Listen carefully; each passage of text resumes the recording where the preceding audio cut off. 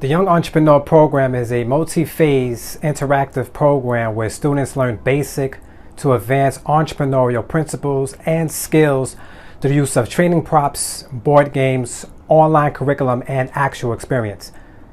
In today's course, you will learn what are business structures, what are corporate structures, what are stocks, and what is taxation. This information will be presented to you by means of whiteboard animation. After viewing this video, if you have any questions about the content, questions about the course, or would like to know how you can make the Young Entrepreneur Program available to your school or organization, please contact us at contact@bayscholars.org. In order to protect yourself from potential liabilities when conducting business, it may prove beneficial to incorporate your idea into a business structure that will legally protect your personal assets from any lawsuits that the business may encounter. A business structure is a formation of a legally established business according to a certain requirement. The law recognizes quite a few business structures, and we will go over most of these in basic detail. Business structures that you should become familiar with, and which shall be explained individually in this lesson, include sole proprietorship, partnerships,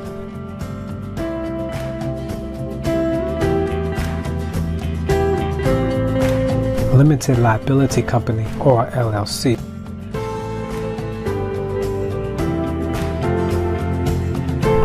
C corporation,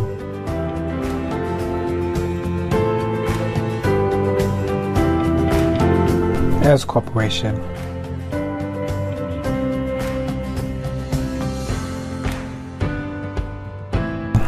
and nonprofit organization. Let's go through each one of these structures individually using a realistic scenario.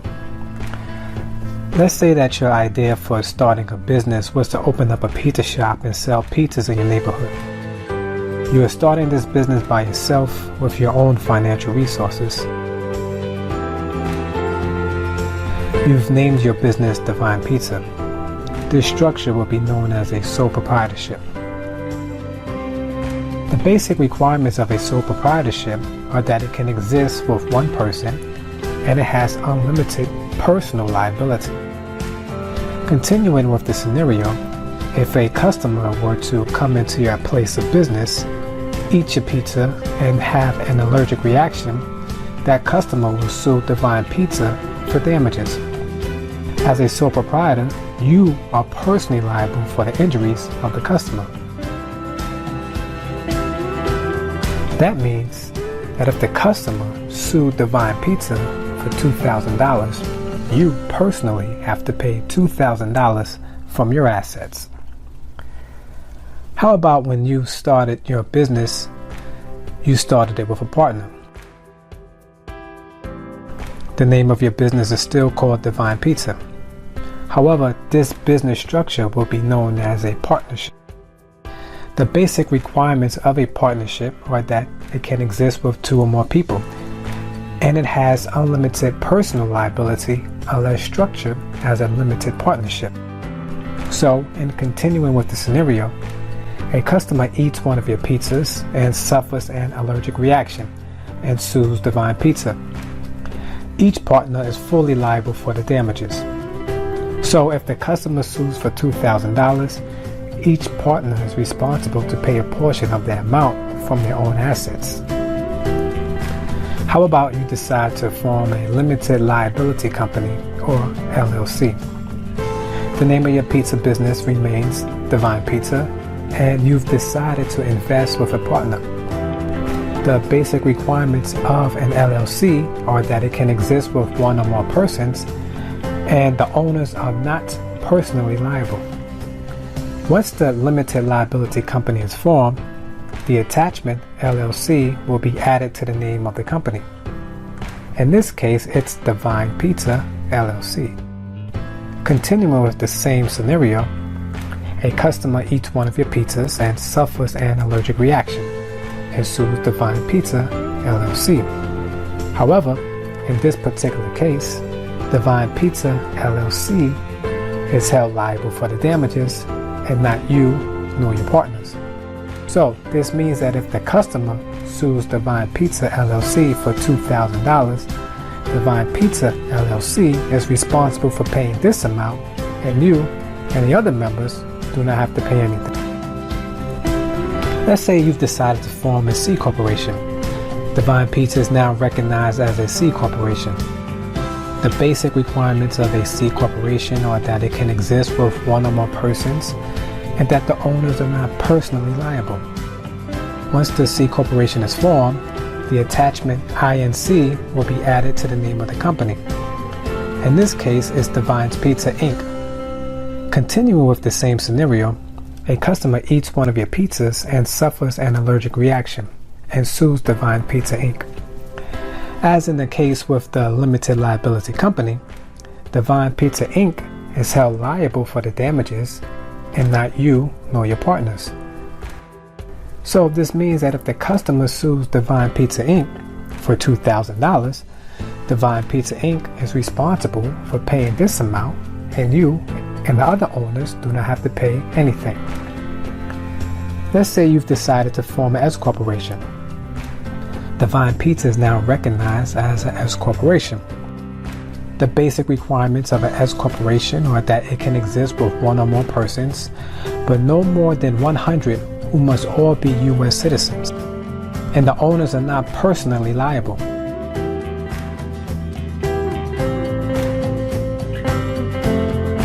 Once the S corporation is formed, the attachment INC will be added to the name of the company, just like the C corporation. In this case, it's Divine's Pizza Inc. Continuing with the same scenario, a customer eats one of your pizzas and suffers an allergic reaction and sues Divine Pizza Inc. As in the case with the C corporation, Divine Pizza Inc. is held liable for the damages and not you nor your partners. So this means that if the customer sues Divine Pizza Inc. for $2,000, Divine Pizza Inc. is responsible for paying this amount, and you and the other owners do not have to pay anything. Let's say that you've decided to start a business that gives pizza away for charitable purposes. We call it Divine Pizza. This business structure is known as a non-profit organization. The basic requirements of a non-profit are that it can exist with one or more persons, and the owners are not personally liable. Once the non-profit is formed, the attachment INC will be added to the name of the company, just like the C corporation. In this case, it's Divine's Pizza Inc. Continuing with the scenario, if a recipient of your charitable pizza suffers an allergic reaction and sues Divine Pizza Inc., Divine Pizza Inc. will be held responsible for the damages, and you will not be personally liable. These are the business structures that you must be familiar with if you decide to own and operate a business. In the next lesson, we will take a basic look into the first of 4 business structures that will be covered in this course, the C corporation. As we wrap up this lesson, here are 2 questions to consider. After receiving a basic understanding of how business structures work, which structure would you prefer? Why?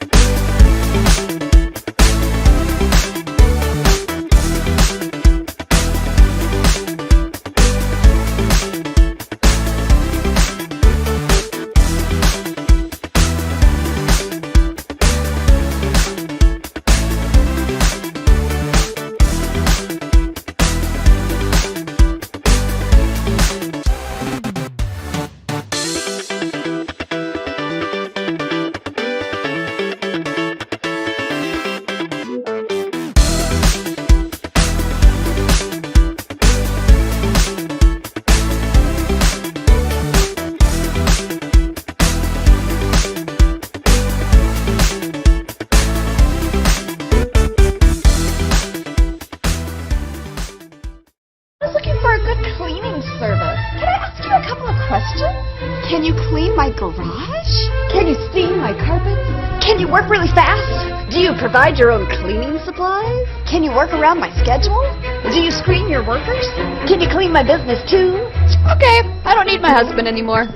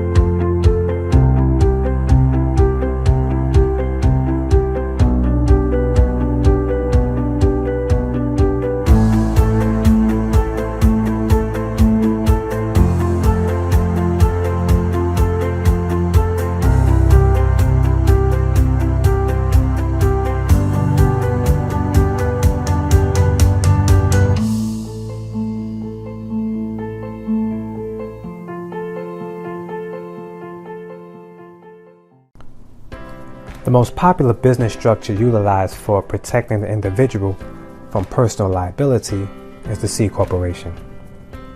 In the first lesson, we've learned two basic requirements for the C Corporation. It can exist with one or more persons, and the owners are not personally liable. In this lesson, we will focus on the corporate structure. Corporate structure refers to the organization of three different departments or business units within an organization. There are three important levels to consider when understanding the corporate structure. There is the shareholders level, then there is the board of directors level, and finally the officers level. The officers level consists of the officers of the company such as president, vice president, treasurer, and secretary.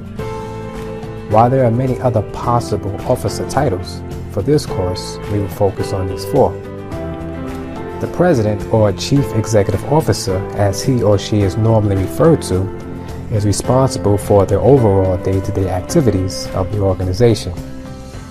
The vice president handles all other matters that the CEO requests and fills in when the CEO is unavailable. The treasurer, or chief financial officer, as he or she is periodically referred to, is responsible for the financial matters of the organization. And lastly, the secretary maintains all of the corporate record. The board of directors level consists of people who have been elected to help oversee the direction of the company. They are mostly responsible for appointing the officers who run the day-to-day operations of the company. Each company decides how many people are necessary for this level. And in almost every instance, the board of directors are elected by the shareholders. The shareholders level consists of ordinary people who have become part owners of the company through the purchase of shares of stock. We will learn more about shareholders and the creation and purposes of stock in the next lesson. As we wrap up this lesson, here are two questions to consider. According to the information you just learned about corporate structure, which level do you believe has the most influence in the company? Why?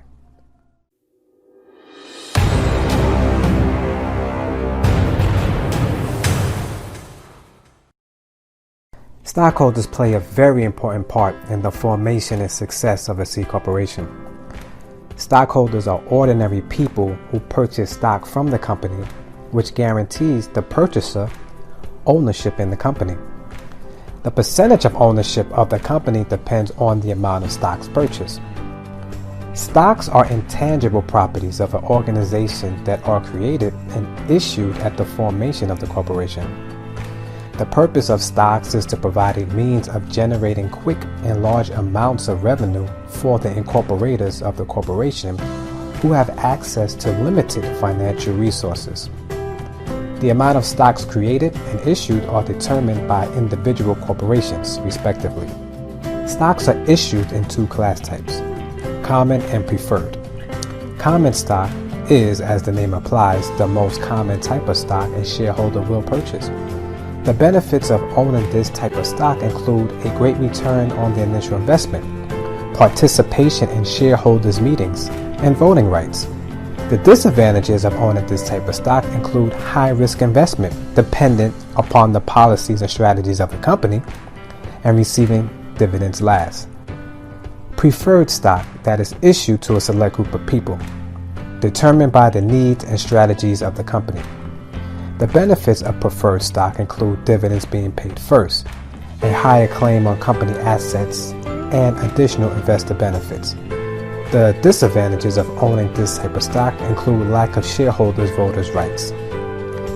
Stockholders are the foundation of the C Corporation. Stockholders vote on a board of directors who eventually decide which persons would be entrusted as the officers of the company. If you are planning on incorporating your business as a C Corporation, it will be your responsibility to determine what types of stock you will issue, the value, and the benefits of each type. There is much that can be and must be learned about stock options, and the stock market.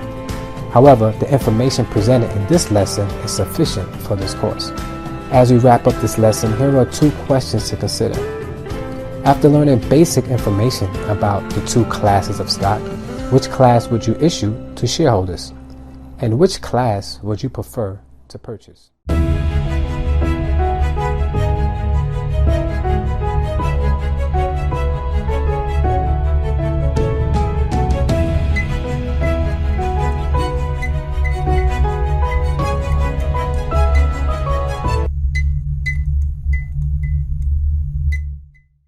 C corporations will have to pay the government a portion of their yearly earnings.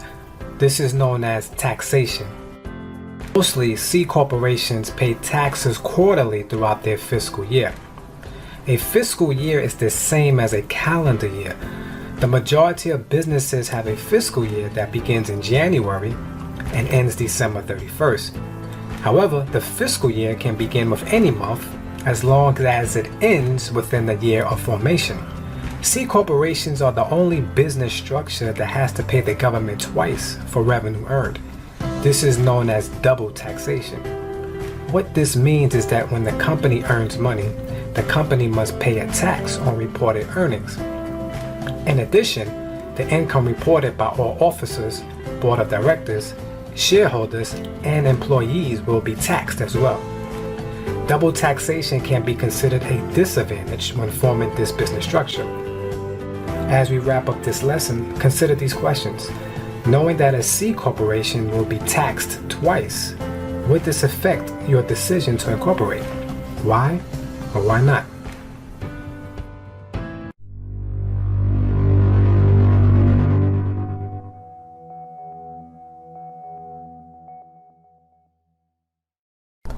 The corporate structure of an S corporation is exactly the same as a C corporation. There are three important levels to consider. They are the shareholders level, the board of directors level, and the officers level.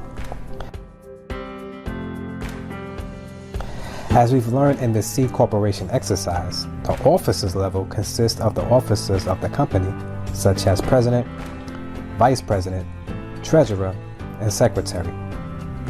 The president, or chief executive officer, as he or she is normally referred to, is responsible for the overall day-to-day activities of the organization. The vice president handles all other matters that the CEO requests and fills in when the CEO is unavailable. The treasurer, or chief financial officer, as he or she is periodically referred to, is responsible for the financial matters of the organization. And lastly, the secretary maintains all of the corporate records. The board of directors level consists of people who have been elected to help oversee the direction of the company. They are mostly responsible for appointing the officers who run the day-to-day operations of the company. Each company decides how many people are necessary for this level, and in almost every instance, the board of directors are elected by the shareholder. The shareholders level consists of ordinary people who have become part owners of the company through the purchase of shares of stock. As with the C Corporation, the shareholders are the foundation of the S Corporation. Shareholders vote on the board of directors, who eventually decide which persons will be entrusted as the officers of the company. The types of stocks created and issued are exactly the same as the C Corporation as well. The issuance of common stock and preferred stock will depend on the needs and strategies of the company. Where the C Corporation and the S Corporation differ is how the company is taxed.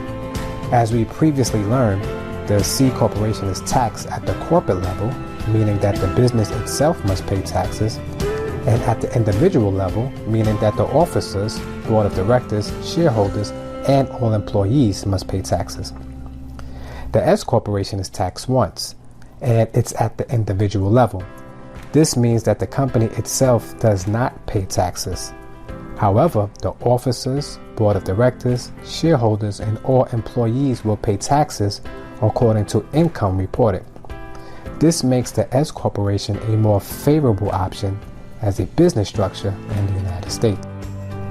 As we wrap up this lesson, consider the following questions. How are the C and S corporations similar? How are they different?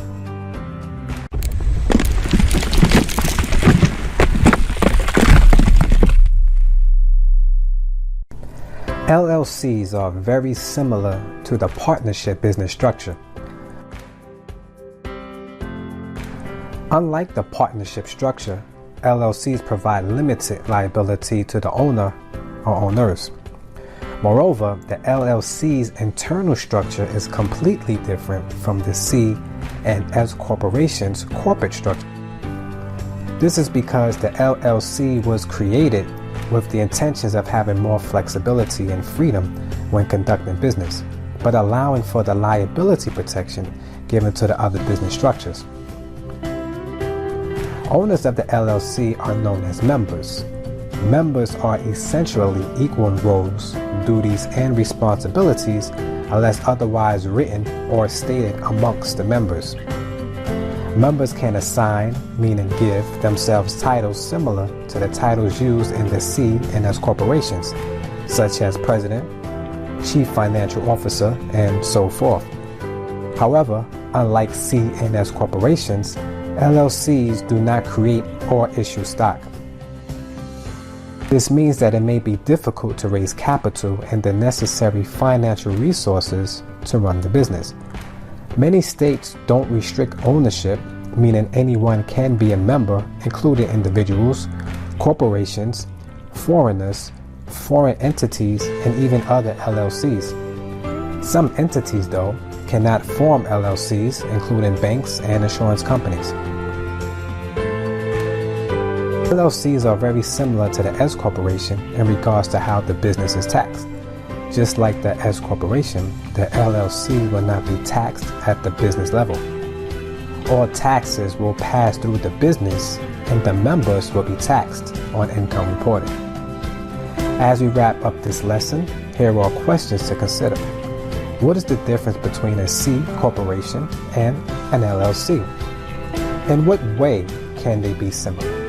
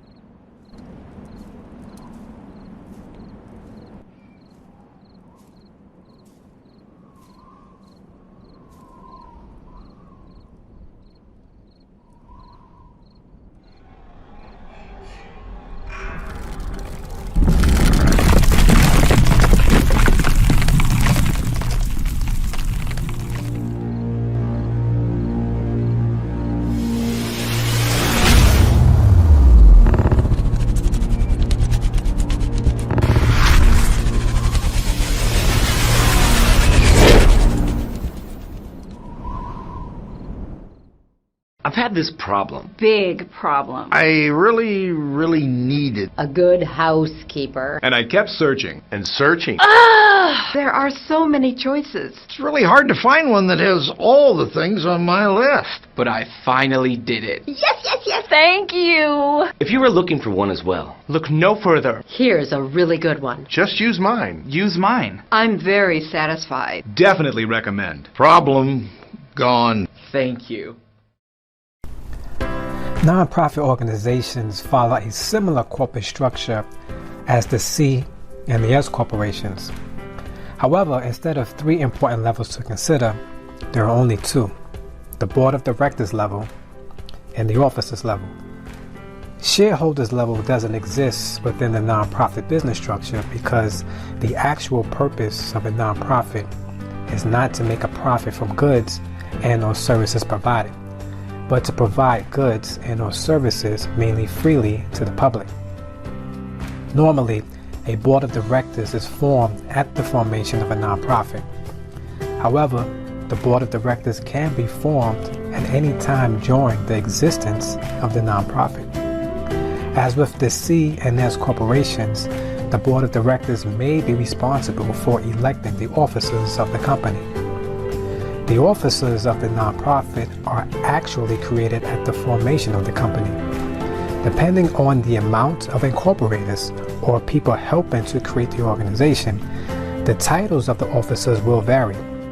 It is possible to have only one person be responsible for the roles of many people if he or she is the only incorporator. For example, it's not uncommon for one person to be the president, vice president, treasurer, and secretary. Taxing works slightly different with a nonprofit than with all the other business structures. Taxes depend on certain factors, including if the business have applied for tax-exempt status with the IRS. This application process is commonly referred to as filing the 501c3, which we shall discuss in another lesson. However, reported income of all employees of the nonprofit will be taxed. As we wrap up this lesson, consider the following questions. What makes a nonprofit organization different from the other business structures? What does the nonprofit have in common with C and S corporations?